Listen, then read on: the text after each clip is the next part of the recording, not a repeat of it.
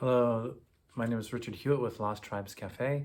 I'm going to do a quick review on this book, which is out of print. It was written in 1841, called The Nestorians or the Lost Tribes by Asahel Grant. Fantastic book. The first part is a travel journal. The second part dives into some of the anthropology and why he believes the Nestorians living in northwest Iran in the region of Urmia considered themselves lost tribes, and why he also believes with the ancient testimony that they are. So again, the first part's this arduous journey he has going out there. He was called as a doctor to help and bring help to the region. While he was out there, he interviewed the people, met the people, heard the testimony about the lost tribes, saw their customs, and made the conclusion that they were also from the lost tribes. The last part is his theology on the lost tribes. So I focus mostly on the middle part in this review, and a little review that I'll post on the Lost Tribes Return webpage. Okay, so again, as someone who has spent a lot of time with the Kyrgyz, there are also a lot of similarities between the Nestorians and the Kyrgyz. They venerate bread. They would often put a skin on the floor, eat on the floor. The skin was sacred, and again, saving bread. They're mountainous people who appear to be simple, but they have a rather high culture. And you can see the high culture, in some ways, probably left over from kosher tradition. Again, they weren't Jewish, but this was a part of the Torah, written in the Torah, something that's been around, like clean and unclean, and appreciation for high things and quality, which probably existed during Solomon's time. We see the temple being built and all the riches and wealth coming in at that time. People learning trades, the metalwork, the masonry work, also the military skills that were developed at that time.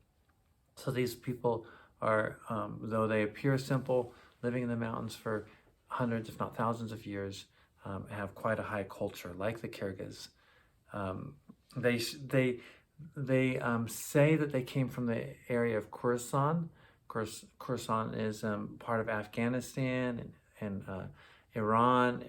Northern section goes up to Bukhara and Samarkand, and that's where the Kyrgyz also originated. It's very, very close to modern day Kyrgyzstan and Talas. Talas may have been part of ancient Khorasan.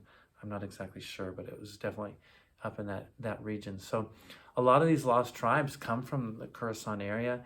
Khorasan may have been another name for Parthia, where author Stephen Collins thinks Parthia was mostly made up of peoples of the lost tribes.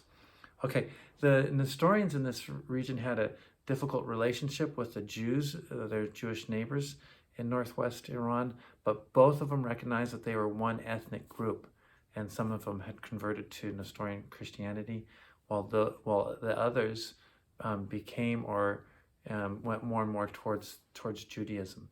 And again, Judaism is from the tribe of Judah. So both of these tribes had a similar language, similar customs, and historical acknowledgement that they were one ethnic group.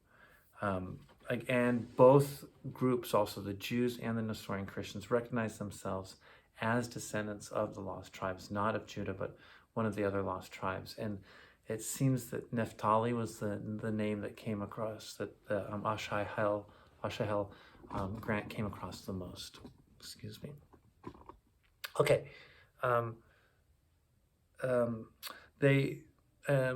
Other tribes also see themselves as coming from Khorasan, like the Mizos and Kuki, the Bene Menashe group.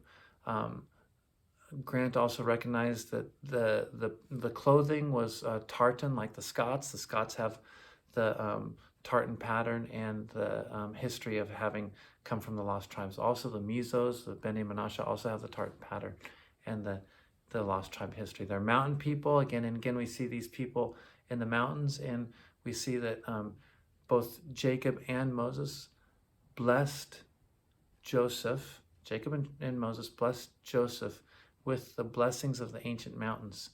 And these descendants of Joseph, or the northern tribes, and those who associated themselves with Joseph, are again and again in the mountains. And the prophecies that when the tribes return, God will raise up the mountains, and the mountains will become a pathway or a highway for the people to return. So we see from the Kurds, and now these Nestorians in northwest Iran, the Afghans, Kashmiris, Tibetans, Kyrgyz, Altai people, the Xiang in China, wrapping around through Cambodia and into northwest India, the Mizo, Kuki, and Chin people, the Karen people in Myanmar. So all these people in the mountains, and you could almost see on a map this pathway leading back to Israel, just as God said it would happen. There's a lot more that I wrote, a lot more that I think, but again, a fascinating book from the 1830s, really, when he was there, written in 1841 by Asahel Grant. All right, take care. God bless. Talk to you next time.